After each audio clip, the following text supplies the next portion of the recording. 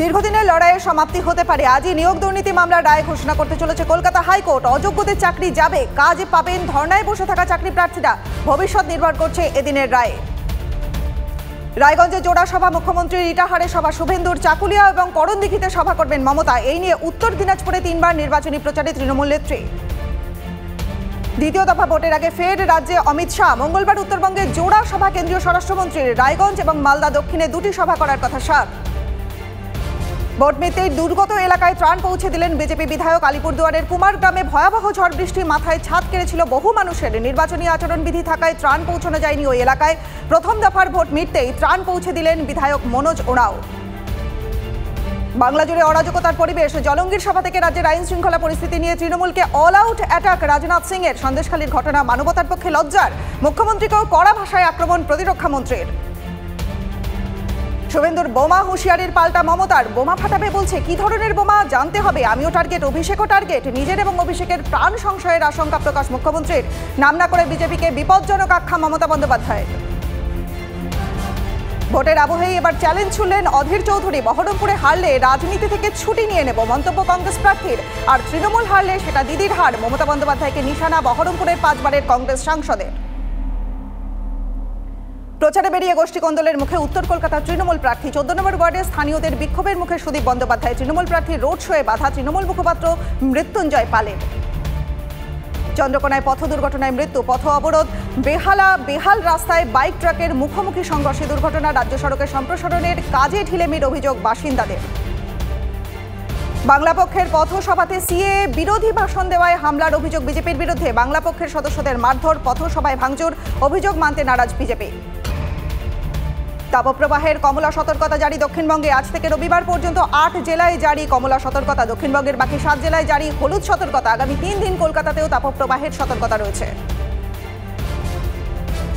দ্বিতীয় দফার ভোট গ্রহণের আগেই রাঁচিতে সমাবেশ ইন্ডিয়া জোটের। সভায় যোগদান করেন বিজেপি বিরোধী প্রায় সবকটি রাজনৈতিক দলের প্রতিনিধিরা। তবে দুর্নীতি মামলায় জেলবন্দি কেজরি এবং সোরেন সভায় উপস্থিত থাকতে না পারলেও তাদের নামে ফাঁকা চেয়ার রেখেই হলো সমাবেশ।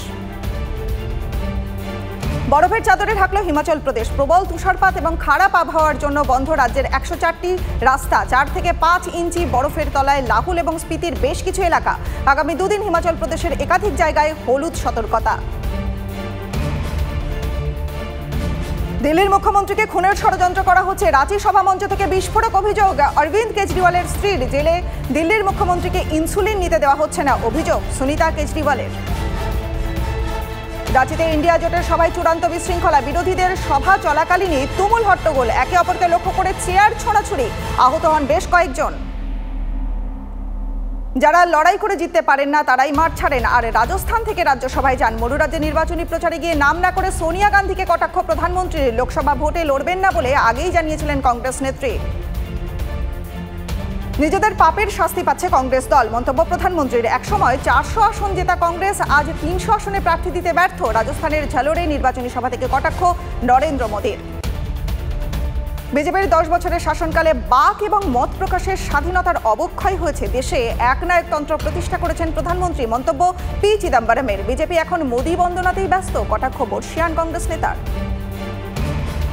দ্বিতীয় দফার ভোট প্রচারে ঝড় তুললেন কেন্দ্রীয় স্বরাষ্ট্রমন্ত্রী। অসমের শিলচরে mega road show Amit Shah. রবিবার প্রায় 2 কিলোমিটার রোড শোয়ে অংশগ্রহণ করলেন তিনি। রোড শোয়ে অংশগ্রহণ করেন অসমের মুখ্যমন্ত্রী হেমন্ত বিশ্ব শর্মা। জঙ্গি কার্যকলাপে যুক্ত থাকার অভিযোগ। জম্মু কাশ্মীরের পুঞ্চে পুলিশ এবং সেনার যৌথ অভিযানে গ্রেপ্তার একটি স্কুলের প্রধান শিক্ষক। উদ্ধার পাকিস্তানে তৈরি হয় একটি পিস্তল এবং চীনা গ্রেনেড। ধৃত কামারুদ্দিন পুঞ্চের হরিবুধা এলাকার বাসিন্দা। ইডেন গার্ডেন্সের রুদ্ধশ্বাস ম্যাচে 1 রানে রয়্যাল চ্যালেঞ্জার্স বেঙ্গালুরুকে হারালো কলকাতা নাইট রাইডার্স। প্রথমে ব্যাট করে আরসিবিকে 223 রানের টার্গেট দিয়েছিলেন শ্রেয়সরা। শেষ বলে ফার্গুসনকে রান আউটে জয় করল কলকাতা। বিরাটের জন্য ইডেনের গ্যালারি হাউসফুল। ব্যাট হাতে মাত্র 18 রান। হর্ষিত রানার ফুল টসে তার ক্যাচেই আউট বিরাট। ফুল টসটি কোমরের উচ্চতায় ছিল কিনা এ নিয়ে তৈরি হয়েছে বিতর্ক। সিদ্ধান্ত মানতে পারেননি বিরাট। কলকাতা নাইট রাইডার্সের বিরুদ্ধে মাত্র 18 রানে ফেরেন বিরাট কোহলি। এর মধ্যেই ইনিংসে 2টি 6 মেরে রেকর্ড। আইপিএলের শুরু থেকেই আরসিবিতে খেলেছেন কোহলি। আইপিএলে এক টিমের হয়ে 256 মারার রেকর্ড বিরাটের। সাই কিশোরের অনবদ্য বোলিংয়ে পাঞ্জাব কিংসকে মাত্র 142 রানেই অল আউট করল গুজরাট টাইটান্স। অল্প রানের টার্গেট নিয়েও খাবি খেলেন শুভমান। লিভিংস্টোনের জোড়া উইকেট নার্ভাস করে পড়েছিল টাইটান্সকে। 18 বলে অপরাজিত 36 রানের জয়ে সীমা পার করল রাহুল তেওয়াটিয়া। অ্যাওয়ে ম্যাচে পাঞ্জাব কিংসকে রুদ্ধশ্বাস ম্যাচে হারিয়ে আত্মবিশ্বাসী মুম্বাই ইন্ডিয়ান্স। আজ অ্যাওয়ে ম্যাচে রাজস্থানের বিরুদ্ধে নামছে রোহিতরা। বিধ্বংসী ফর্মে রাজস্থান। গত ম্যাচে রেকর্ড রান তাড়া করে জিতেছে। অবিশ্বাস্য ইনিংস খেলেছে জস বাটলার।